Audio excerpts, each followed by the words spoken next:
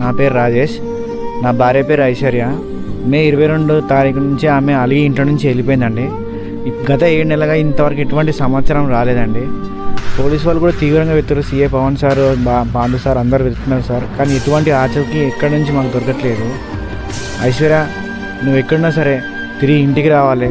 నువ్వు ఎవరితోన్నా సరే నువ్వు ఏమైనా తప్పు చేసినా సరే నేను సరిదిద్దుకొని ఎంచుకుంటాము, నేను వదులుకోలేము ఐశ్వర్య. సరే, ఏదైనా నువ్వు ఇంటి నుంచి వెళ్ళిపోయినా మళ్ళీ రానికి భయపడుతున్నావేమో ఐశ్వర్య, మేమేమనము, అందరం కలిసిమెలిసి ఉందాము, సపరేట్ అయిదాం ఐశ్వర్య. ఎక్కడైనా సరే ఇంటికి రా ఐశ్వర్య. పిల్లలు అమ్మ అని అంటున్నప్పుడు నా బాధ మామూలు లేదు. వాళ్ళు ఏడుస్తుంటే బాధకరంగా ఉంది. అమ్మ అని ఏడుస్తున్నారు ఐశ్వర్య, రోజు ఏడుస్తున్నారు. మైథిలి ఘోరంగా అయితే ఏడుస్తుంది. మైథిలి పరిస్థితి ఘోరమైంది, నా పరిస్థితి ఘోరమైంది. ఈ వీడియోస్ ప్రతి ఒక్కరికి నేను చెప్పేది కనుక మా ఐశ్వర్య ఇక్కడ కనిపిస్తే మీకు పోలీసు వాళ్ళకైనా సమాచారం ఏంటి, జిడిమేట షాపూర్ పోలీస్ స్టేషన్ కన్నా సమాచారం, లేకపోతే ఎవరికైనా పోలీసు వాళ్ళకి సమాచారం ఇవ్వండి.